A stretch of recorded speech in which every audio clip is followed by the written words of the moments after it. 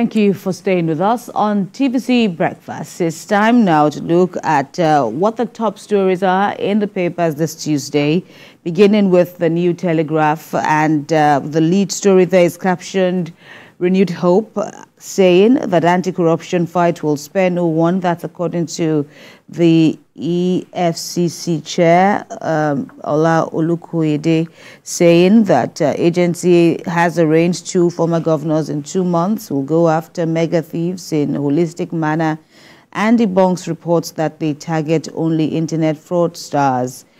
Other stories read: disquiet in varsities over absence of governing councils. Ex-VC says it shows government's contempt for university education. Varsities operating ultra-virus against institutional norms. That's according to unions. Unilorry expels, rusticates 19 students for various offenses. The study, according to the New Telegraph, reveals that fuel subsidy reforms of the government major cause of core inflation in Nigeria. There's also another report captioned "Nigeria's oil revenue threatened as U.S. muzzles into OPEC." Concerns still on New Telegraph over Nigeria's 97.34 trillion naira debt stock intensify, and troops neutralize several terrorists in Northwest. That's according to the Army. First News is next. EFCC vows no mercy for mega or minor thieves in anti-graft war. PDP labels Rivers lawmakers illegal assembly, dares them to impeach Governor Fubara. Jigawa governor announces 1 million naira subsidy for intending pilgrims this year. FG allocates 25 billion naira to bolster healthcare services nationwide. And following the release of First News editor Segun Olatunji, the paper secures insurance policy for editorial staff. Down there on First News, ex-presidential aide Bugaje slams Tinubu's government, explains why Nigeria's oil belongs to the north. Another story there. Oyema hints on air peace commencing Abuja-London route, expansion to New York, Houston. Platform Times says Peter Obi threatens to abandon Labour Party amidst internal crisis. Right? Police apprehend 8 suspects in connection with Unimed lecturer's murder. This is on Platform Times. Ondo residents attack loot truck laden with food items. Edo PDP chairman recounts traumatic experience in kidnappers' den. Fleeing residents send distress signals amid ongoing military operations in Delta. I'm not working for politicians, says Sunday Igboho. That's above the masthead on Platform Times. An abducted unknown gunmen abduct 10 students in Delta. This Nigeria is next. Kuka false distribution of palliatives by states and lawmakers to current hardship. That's according to Governor Diri, who is also wading into the matter. Troops neutralize terrorists in Northwest region, intercept illicit drugs in Ogun, says Army. Suspected herdsmen kidnap students in Delta State. Red Sea attacks Nigeria, other African countries to face higher inflation. That's according to a report. Beyond London route, air peace to hit New York before the end of 2024. That's according to its Chief Executive Officer, Allen Oyema. Tension as renewed bloody Cold War claims 13 lives in Anambra State.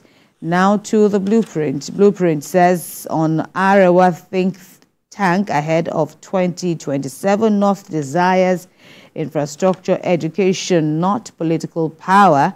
Says that so far, Tinubu is committed to developing the region as people living with disabilities rally support for the government. On inherited debts, that's talking about the feud between Governor Ubasani and former Governor El Rufai. Well, the former governor's sons differ over their father's feud with the governor, as one of them, Bello, interestingly counters Bashir, who says social media attacks will never shake my boss. Recapitalization: banks require 2.8 trillion naira, 5 others 901.8 billion naira. 13 killed, 2 injured in Kogi auto crash. Unilorry expelled 6 final year students, rusticates 13 others over misconduct. Finally, with me is Nigerian News Direct, leading with this report on financial stability as CPPE gives nod to CBN's recapitalization plan. This in a bid to safeguard depositors' funds, says inflationary challenges drive endorsement of bank recapitalization. There are a host of other riders regarding this move by the CBN on the latest recapitalization drive for the banks. Armed bandits intercept luxury bus, rob passengers. That's also on Nigerian News Direct. Staff threatened to shut universities over 5 months, withheld salaries, and an alleged threat plot. Oyetola's aide replies Omoluabi caucus insists allegation malicious. Onyema, the CEO of Air Peace, cries out some Nigerians working to see our downfall. He also talks about challenges faced by the Air Peace London return flight. Well, these are the stories that we see in the paper so far, Ibraheem. Right, Vanguard newspaper is the first with me with screaming headline: banks need 4.7 trillion naira to scale CBN's new capital hurdle. No bank qualities under new no bank qualifies under new guidelines. ETI, Zenith, Access First Bank lead in eligible capital. And then Zenith Bank emerges Nigeria's best bank for 4th year. VP Shetima, CBN Governor Cardoso, Ayoteriba headline 2024 Vanguard Economic Summit. Labor crisis. Abure rejected Peter Obi's advice for all-inclusive convention. Obidati spokesman.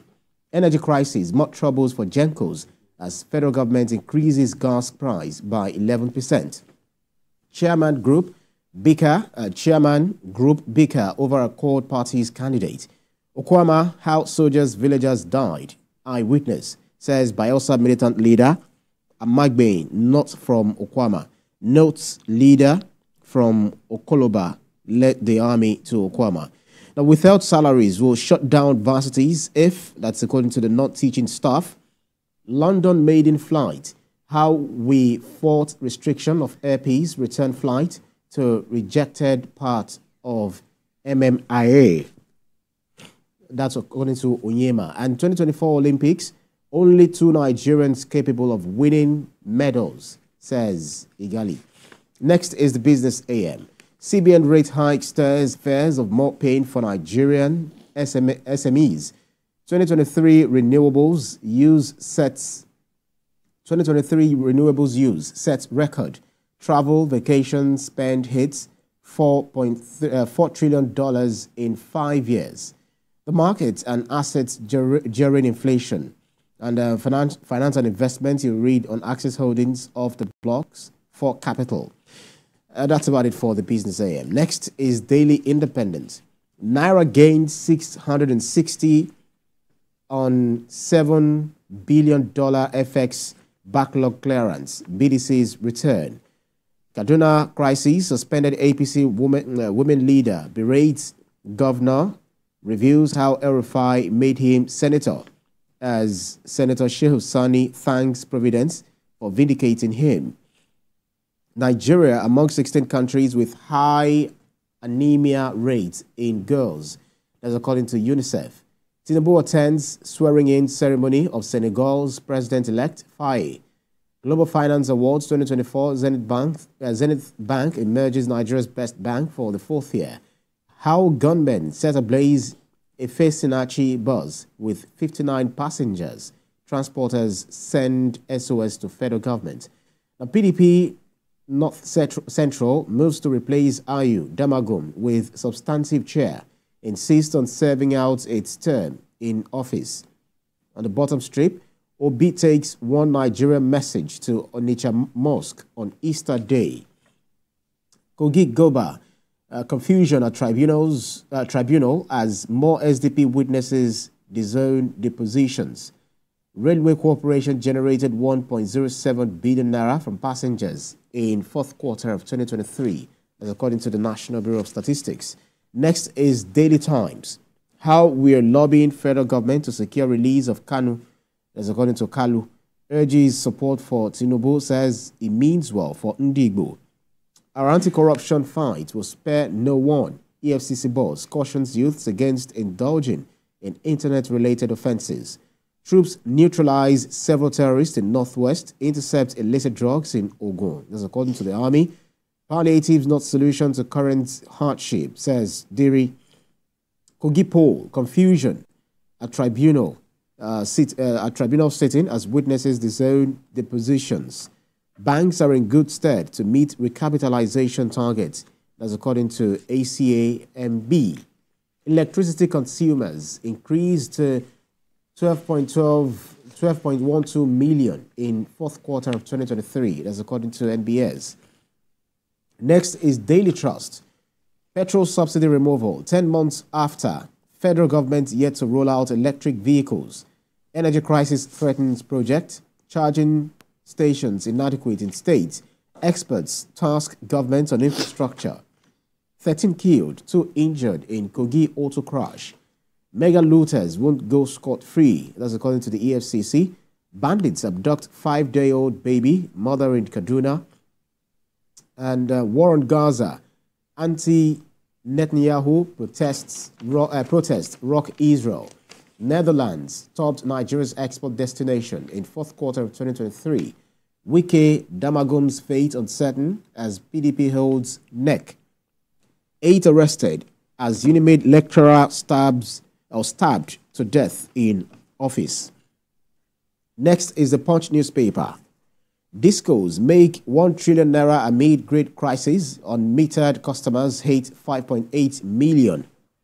Discos grew revenue by 30% in 2023.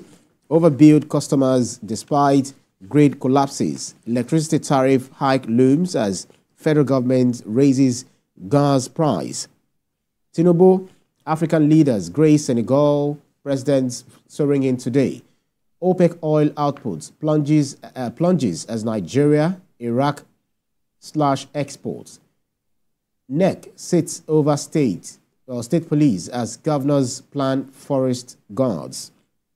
Easter, fund seekers flood parks, beaches amid tough times. Presidential nod. Ondo APC governor aspirants besiege Abuja for Tinubu's endorsement. Police go after hoodlums for raiding night bus, robbing passengers. That's about it for the Punch newspaper. Next is Leadership newspaper. Ambassadorial lists. Experts raise concern over delayed posting. It's dangerous to leave foreign missions vacant. Ex-envoys say delay affecting foreign investment national interest. Next is electricity tariff may rise as federal government raises gas price for Gencos. Fraudsters now exploit QR codes. NITDA warns.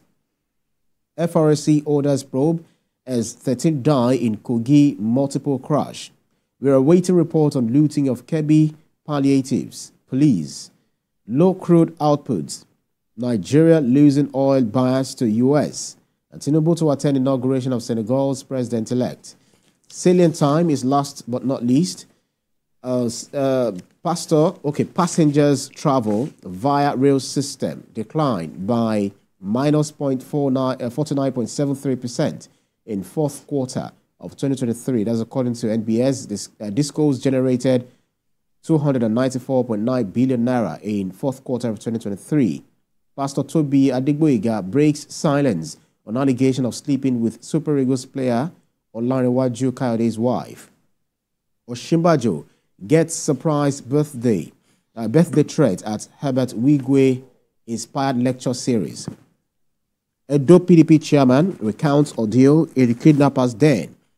How El-Rufai lobbied to replace Shehu Sani with Governor Uba in 9th Senate. Suspended women leader. Eastern Ramadan. Oluwo distributes foodstuffs to widows, aged, others. 16 of 26 power plants record 37% capacity amid incessant grid collapses. And then 15-year-old girl electrocuted in Ogun. No need to panic. Banks tell Nigerians on recapitalization. That's about it for the newspapers. I believe Nigerians are up to date this morning. Absolutely. And, talking about the recapitalization, that will also form part of our discussion this morning. We get to talk, hopefully, with an analyst, a financial expert, to give his take on, just what this means, because shareholders, users of banks, bank customers, that is, are really concerned. But, from the much we know, there is nothing to worry about, well, according to analysts, but then we'll get to see just how far. And then there are other stories. AFCC is also in the news, as revealed by several newspapers, saying that they are not just all out, on the tail of minor thieves, of cyber thieves and all of that. They are also, intensifying the anti-graft war on politicians, whom they call, the mega thieves, at least those ones who are found to be on the wrong side of the law. So, that is also a topical. I wonder what your take is on that. Yeah, it's very key, because this is a call by Nigerians, to for the EFCC, the anti-graft agency, the EFCC, the ICPC. They should ensure that they bring anyone who is found wanting of corruption to book, bribery, whatever, any form it comes through. So it's good that Nigerians see them, and they don't serve as just the watchdog against corruption. They should not serve as the attack dog of the federal government. They should do it based on the way the provisions of the Constitution has actually enabled them to do. So Nigerians want to see them do all of these things and make sure that we have a better country. We have good people in government. We have people who know that when they pilfer public funds, then there is an agency watching them in their tracks and making sure that they account for whatever mismanagement of public funds they ever engage in.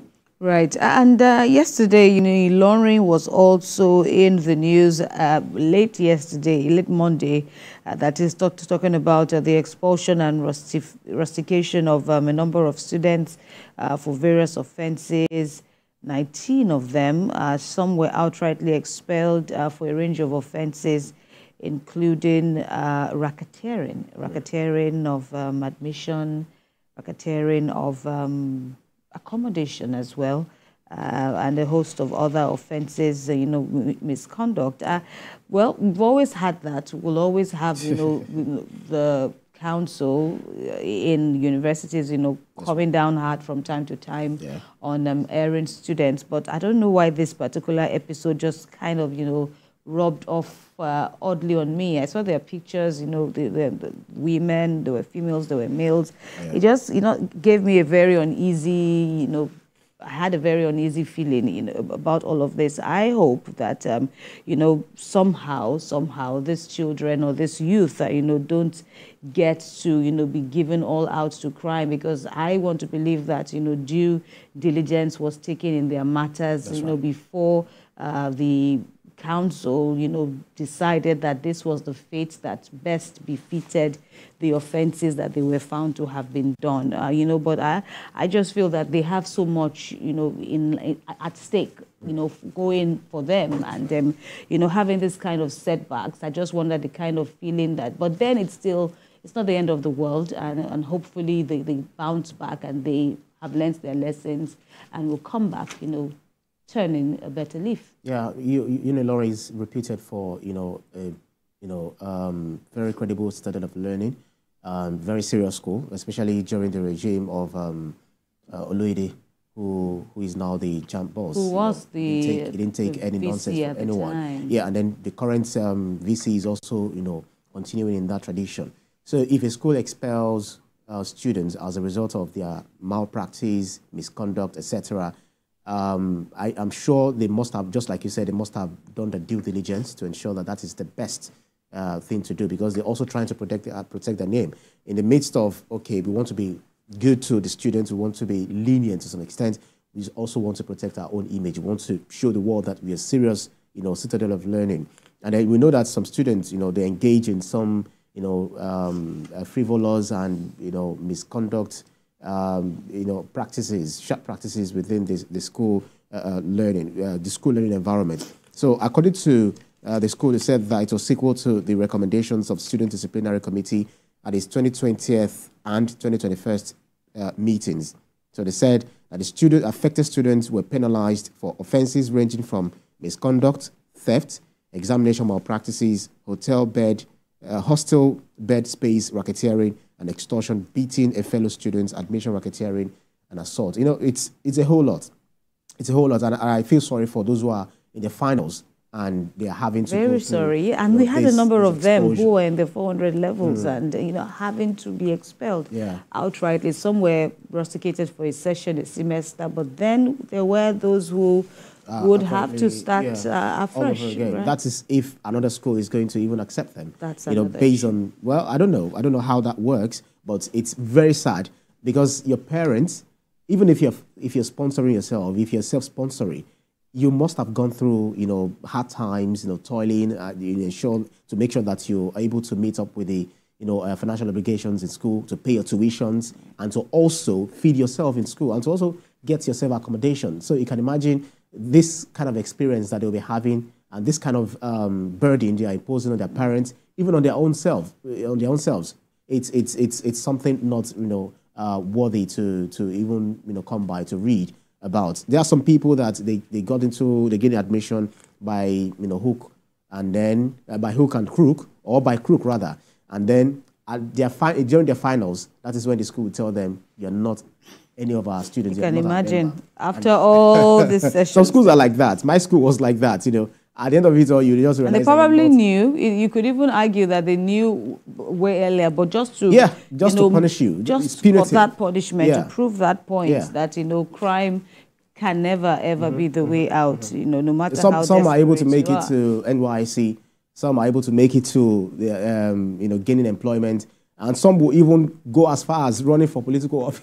And with that, there is no way you can. There is no way you can scale that, because there are so many people watching your back, and they will definitely expose you. So it's really very sad. I heard about a story of Nigerian students who also gain admission abroad with fraudulent certificates, and when you got to that school, they ask you basic questions you're not able to answer. I think one of our guests actually said that, Barrister Kemi, I think he said it in our last conversation. You're not able to, you're not able to defend, similar things. I mean, just simple questions that are related, basic minimum that are related to your course of study, and then you went ahead and I don't know. There are so many funny things happening in this world, but I feel it's very important for students, for everyone to be upright in whatever they do, because when you try to cut corners, definitely there will be one day that the brightness will come and expose all of the things that you've done in the dark. Right, and Blueprint also reported something quite interesting about the Arewa think tank ahead of 2027. This time around, saying the North desires infrastructure, education, and not political power. They also gave a thumbs up to the Tinubu administration, saying the president is committed to developing the region. The Northern Group, it's called Arewa Think Tank, also called the ATT, says the Northern region cannot stop President Bola Tinubu's second term bid come 2027. Well, that's not even the issue for me. What stood out was the issue of the fact I think it's laudable that this group is now looking beyond the quest for more political power and seeking more development for the region, seeking more relevance, more education for members of that region. And of course, these are topical issues. The burden of the Almajiris is still very much fresh in our minds. If you compare the North versus the South, and the difference, and what people have always been saying about what governors need to do, especially governors from that region, to bolster education, to bolster development, basically. in the north. It's very, very, very interesting, and we hope that conversations around this are encouraged, and also bring back the needed fruit, so to speak. Yeah. So if you talk about out-of-school children, for instance, we have a majority of them, from the north. Burden, the north bears that unenviable burden. All right, talk about some other schools and the issue of insecurity and all of that. But what I would say is that why don't you wait let's wait it out. Let's wait 2020. This current administration. Let's wait it out and see, how the current government, all of the policies, reforms brought to bear, how they are going to, help Nigeria as a whole, to get to our El Dorado, because that is actually our destination, So it's also laudable that they are talking about, the issues affecting them in the north, because we know that all of these issues are spread across Nigeria, but some have it more than the other regions. Right. So it's better to have, them coming together, think about how do we resolve the issues that we're faced with, how do we help our people to experience, good development, dividends of democracy and dividends of good governance. So I feel it's a laudable initiative. They should carry on. Absolutely. They should. They should. These are conversations that, are really, really welcome, because it's funny that 2027 is how many years away now, and people are already politicians don't think that way. But then, you see what Peter Obi is doing. Absolutely. And you see what is happening with the absolutely. I was also going to add that, come to think of it, we were the ones, that were also saying that, okay, don't wait until election year before you now start to strategize and all of that. This is the time to also, consolidate, do the needed legwork, go and meet whoever needs to be met. That's right. At least, imprint your impact, so to speak, all around you, around your, immediate constituents, and, build a name for yourself. That's that when it's time for the election, when the election season kicks off, it won't be like you're just coming from nowhere. What are your credentials on ground? What are the results that you have been able to achieve before now? So yes, like you said, politicians will say, "Come, this is even it's even late. It's even late. It's even late. We are already working. We are already." We have it in good authority that the current president had been planning for almost more than a decade. So, proper planning will definitely help you to achieve your goal at the end of the day. So it's all about good thing. But in the midst of all of these plans, in the midst of all of this wooing and talking to people and ensuring that you are carrying your people along, in the midst of it all, we want quality representation. We want good governance. We want the dividends of democracy, and we want a better Nigeria. That is what is at the center of it all.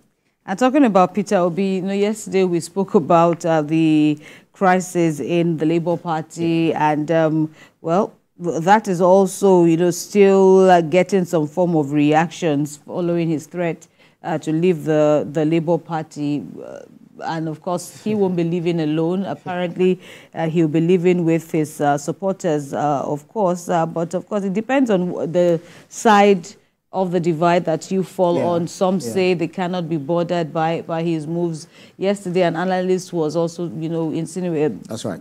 Telling us that perhaps it's also, not surprising, because coming from where he is coming from, it's exactly not surprising that he would, of course, want to, move on and, test the waters, his popularity elsewhere. Well, that's politics for you, from APGA to PDP, from PDP to Labour Party. Who knows where next it will be going? But it's so sad that the obedient movement, some members of the obedient movement are already feeling dissatisfied. They're already feeling sad about the happenings within their almighty Labour Party, which they felt would definitely help them clinch their cravings for the position of the president. In the name of Peter Obi. And Peter Obi, he's a politician. He's definitely doing his things.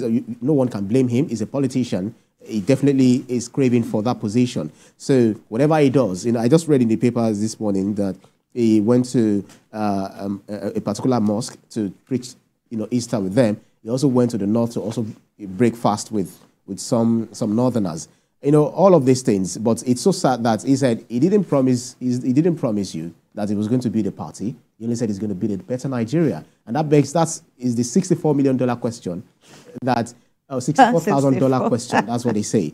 That if you promise to build a party, I mean, if you promise to build a country, but you don't promise to build a party, how then would you be able to build a country that's as difficult as Nigeria, you know, without you building the platform you want to, you're planning to spring yourself, you know, into Aso Rock. So it's all about politics, all the same, but it's left for Nigerians to know that every politician puts his or her own interest first. And by the time we realize that, the moment we realize that, the better we are as a people in this country. So it's all about politics, self-interest, and maybe the people not at the center of it all, but you know, at the tail end of their own personal interest.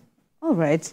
We will, of course, it's still, you know, a long haul, so to speak. It's a long journey. It's a journey. It's a process, and we aren't there yet. But we'll continue to see how it all pans out. Indeed, in the end. All right. So let's.